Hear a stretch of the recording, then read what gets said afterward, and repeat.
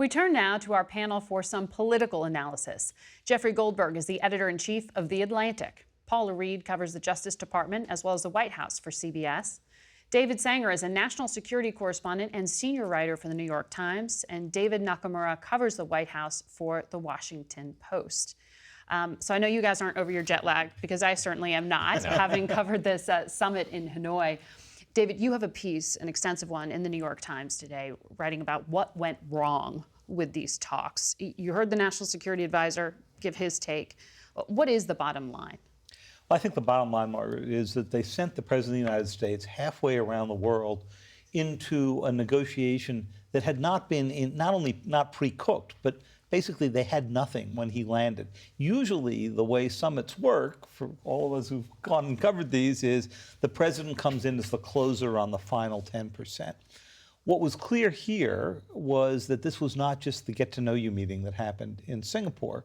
This was a meeting that was intended to go work out a schedule for the denuclearization. And if you couldn't get that, then at least stop the problem from getting worse. They couldn't even agree on the definition of denuclearization. They could not. And Kim came in with a offer which had been made in various forms over the past 3 presidencies to go sort of have a moratorium on some kind of production at Yongbyon, which is their main nuclear center. There was some remarkable interchanges. You heard a little bit of it when you asked Mr. Bolton about it. There are sites outside of Yongbyon that are still producing nuclear material. The president, correctly, I think, wanted to get everything shut down. But he left not even getting a suspension of additional production, which means that while this drags on, the North Korean problem's getting worse. They have 30 weapons already. They'll probably have more. Also, just the scene of what we were going through. I mean, this was taking place in the Metropole Hotel, this old French colonial hotel, a century old. Feet from where the president and Kim were meeting is a bomb shelter that was used to herd guests into when the Americans were bombing North Vietnam. So this whole scene of working out one last Cold War problem on the site where Ho Chi Minh and others plotted against the Americans and the French was pretty remarkable. There were so many remarkable moments, and we saw one of them in that piece earlier. But David, we have to point out, you were the reporter who had the guts to throw the very first question to Kim Jong-un, and he answered it. Shouting a question to the most brutal dictator in the world. What could go wrong, right? Luckily, I'm back here to talk about it, luckily, fortunately. No, we didn't know what would happen. I mean, there's a small group of White House reporters that are allowed into these photo ops. People often shout at President Trump, sometimes the answers. The day before, he had gotten irritated by some shouted questions. But we wanted to engage Kim Jong-un. This was one of the few chances. Even if they had gotten a deal, he would not have appeared at a news conference. So we did ask him. I asked him whether he was confident he would get a deal. He said he was, at the moment, too early to tell. He was right. And he said he was not pessimistic. He was hopeful. But we saw just hours later, I was there in the dining room for lunch. The press corps was let in, and we said the lunch would start around noon. Half an hour later, they still hadn't happened. And we realized that this thing had gone off the rails and things were not going well. And sure enough, within about 5 minutes of that, we were told plans had changed. We were led back to the press hold, and then they canceled the lunch and any signing ceremony, so there was no deal. And we should point out, that's not just your analysis. That was actually on a public schedule, that there was a signing ceremony. So it would be understating things, Jeff, to say this disappointed, even though John Bolton said it was not. Yeah, John Bolton did an admirable job of masking his own obvious feelings regarding this summit. Yeah, I mean, I would just issue one corrective to David's excellent summary, David Sanger's excellent summary.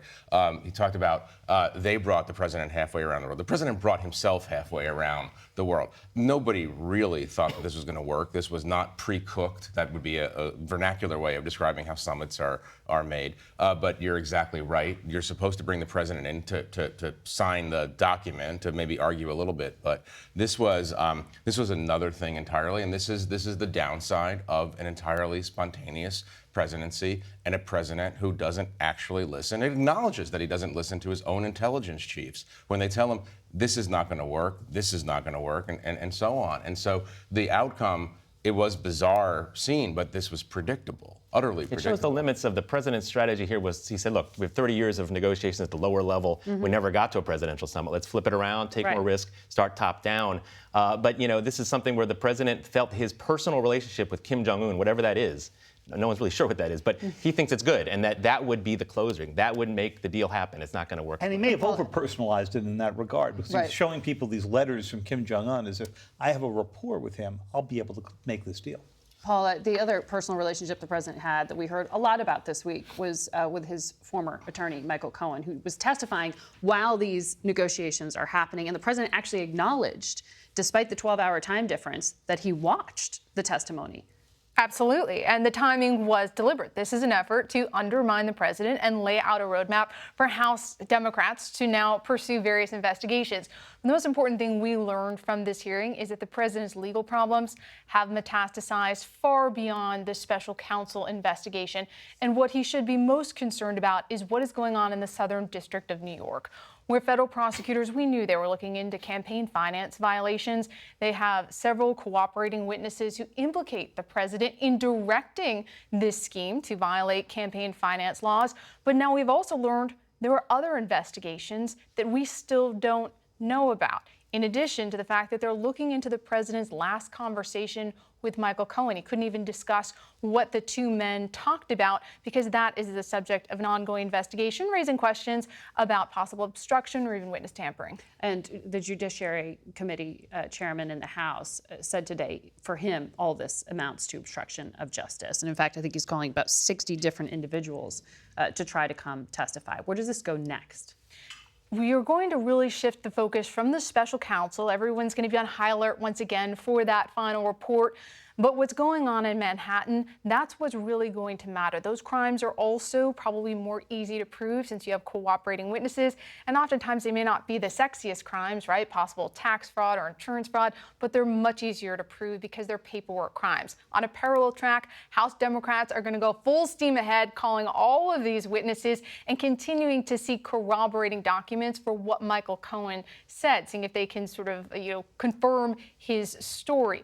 But so far, it appears that the special counsel's report may not come for a few more weeks. And we heard from Adam Schiff, the chairman of House Intelligence, this allegation of money laundering on behalf of Russia through the Trump Organization, but he admitted he had no proof of that thus far. That's a pretty big bomb to lob without any corroboration. I also take issue with his claim that he has evidence of collusion. He seemed to be conflating contact with collusion. He says what happened at Trump Tower was collusion. He's pointing to emails. Nothing was exchanged there. Same with the meeting that Paul Manafort had with Konstantin Kilimnik, exchanging polling data. We know there was contact. We know that, but we don't know what they did with that polling data. So we certainly have evidence of contact, but a criminal conspiracy, so far, there has not been sufficient proof for anyone to be charged in that. We're going to take a really quick break and come back in just a moment.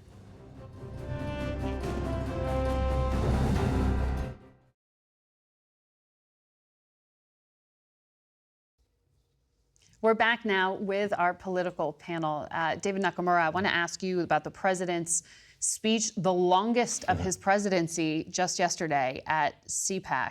A lot of different headlines in there. A lot of different headlines. Yeah, but for you, I mean, what stood out? What was the purpose in this almost 2-hour-long speech? I mean, it seemed like, a greatest hits. He went through a lot of things that he's talked about before and, of course, demonized the investigations into his campaign conduct and so on. And but what struck me was the length of this event, but also the setting of the event, with a crowd that really does seem to genuinely support the president and really love the president.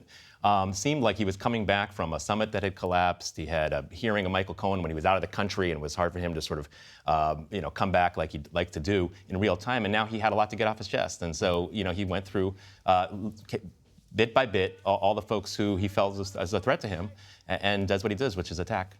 It was a greatest hits compilation, and I was thinking, watching it, I was thinking he had been so buttoned up, comparatively speaking, in Hanoi. You have to hit your marks, you have to say certain things, and he's not disciplined in that way. He gets in front of a home audience, a home field advantage, and everything pours out. All the repressed observations that he wanted to make. Including profanity. Including profanity, including everything. It was the longest speech in presidential history, if you actually want to call it a speech. I don't know if technically it counts as a speech in terms of its organization, but it was, we believe, the longest public speaking event of a president in history. The other oddity was, here was a president who we thought might be using Hanoi as a way to divert from the Cohen testimony. And then he shows up basically having to divert from the fact that he had come back from Hanoi with nothing against, a tiny country that, has a fraction of the power of the United States. So he is, as David says, back to his greatest. It took him about hits. 1 hour and 50 minutes even to get to North Korea, if I'm not mistaken, in the speech. Yeah. Mm-hmm.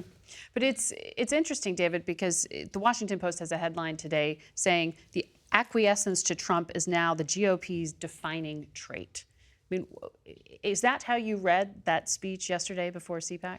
Well, I think one of the remarkable things about the Republican Party is that in the run-up to the election, you saw all these people trying to separate themselves from President Trump. And now they've determined he's their candidate for the next election, so they have to line themselves up. And I think the long historical question here is the Republican Party going to be, over the long term, more like the party that President Trump has defined, or more like the traditional Republicans that President Trump defeated for the nomination? And I don't think they've really decided internally within the party the answer to that. And I think much of it depends on how the investigation turns out. And Paula, you're seeing Republicans line up behind the president in defending him against these investigations as well. I mean, you have Kevin McCarthy, the Republican leader, out there on the attack against Adam Schiff, who's leading the House Intelligence. And look at the Cohen hearing, right? Everyone else was seeming to audition for that role of fixer. Republicans weren't able to really, except for one exception, grill him on the substance of his allegations, many of which were extremely damning. Instead, they just went after his credibility, sort of doing what Cohen used to do for the president. Jeff, switching gears a bit, but perhaps not thematically. At this presidential, I'm curious now. the president's press conference in Hanoi, he was asked about a number of things, a number of topics, including what's happening in Israel right now. And his friend, the Israeli Prime Minister Benjamin Netanyahu, indicted. Typically, ahead of an election, an American president would say, "I don't want to wade in." Yeah. President jumped in. President jumped in. Netanyahu has become, like many foreign leaders, more Trumpian as he's watched this new model of leadership. And I think President Trump is quite nervous about watching what would happen to a prime minister of an allied country under indictment. We are facing an interesting moment. Netanyahu's been prime minister for a decade. In this just a second run, he might be through. That's not good news for Donald Trump. It's not good news for his party. The thing about Netanyahu, one of the many similarities they have is do not count either man out. Do not count Netanyahu out yet. We'll be right back.